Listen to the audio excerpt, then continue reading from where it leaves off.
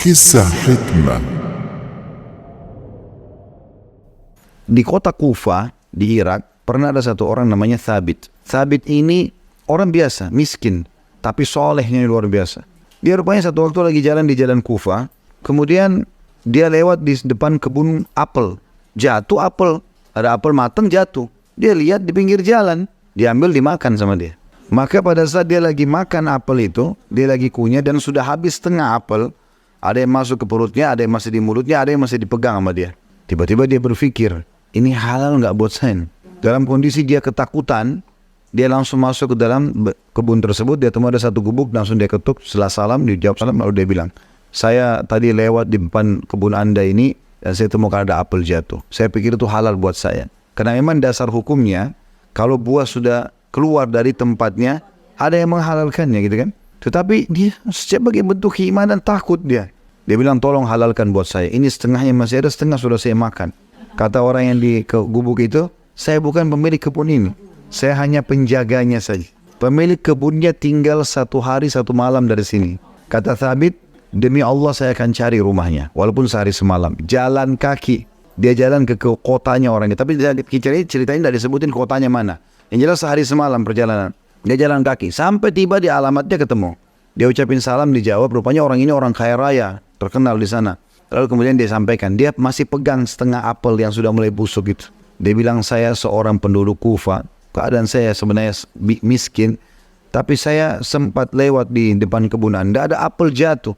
Dan saya rasa itu halal buat saya, maka saya makan. Tapi setelah setengah saya makan, ternyata saya khawatir ini tidak halal buat saya. Saya tanya penjaga kebun anda, dia katakan anda tinggal sehari semalam. Saya jalan kaki ke sini, hanya minta tolong halalkan 1 apel ini. Apa kata orang itu? Saya akan maafkan kamu tapi dengan 1 syarat. Kalau kau penuhi ini, saya akan kasih. Kau nikahi anak saya. Tapi saya perlu jelaskan kepada kau sifat anak saya ada 4. Yang pertama buta matanya, nggak melihat. Yang kedua tuli telinganya, nggak mendengar. Yang ketiga bisu, nggak bisa ngomong. Yang keempat lumpuh total, nggak bisa bergerak. Kata Thabit, kalau seandainya itu syarat dari anda, tidak bisa negosiasi. Supaya halal apel itu saya nikahi. Lillahi ta'ala sudah. Yang penting halal dulu apel ini. Hanya karena itu saja, apel. Akhirnya dinikahkanlah oleh orang tuanya si perempuan tersebut. Dia bilang begitu saya masuk di kamar istri saya. Yang pertama saya ucapin salam. Assalamualaikum warahmatullahi wabarakatuh. Istri saya jawab. Loh, tadi katanya bisu. Kok bisa jawab? Dibilang juga dia tuli. Dia jawab seperti dia dengar. Betul sudah terjawab. Lalu kemudian saya mendekat ke dia, lalu saya ulurkan tangan saya. Istri saya berdiri dan salaman. Berarti nggak lumpuh dan juga tidak buta. Karena dia lihat gitu kan. Lalu dia mengatakan, subhanallah. Ayahmu mengatakan kau buta tidak melihat. Tuli nggak mendengar. Bisu nggak bisa ngomong. Dan kamu lumpuh. Tapi semua itu tidak ada. Dia bilang, ayah saya benar. Mata saya buta dari semua yang haram. Karena nggak pernah saya lihat yang haram. Telinga saya betul tuli dari apa yang Allah haramkan. Saya tidak pernah dengar dari kecil sesuatu yang baik. Lisan saya memang bisu, tapi karena tidak pernah mengucapkan kecuali zikrullah, tanya kabar orang, baca Quran. Dan saya lumpuh kaki saya dari pergi ke tempat-tempat haram. Dan perempuan ini rupanya pakai cadar. Kata Thabit, saya pun merasa bersyukur. Alhamdulillah. Tadinya dia pikirkan memang dia terima apa adanya nih. Lumpuh pun dia terima.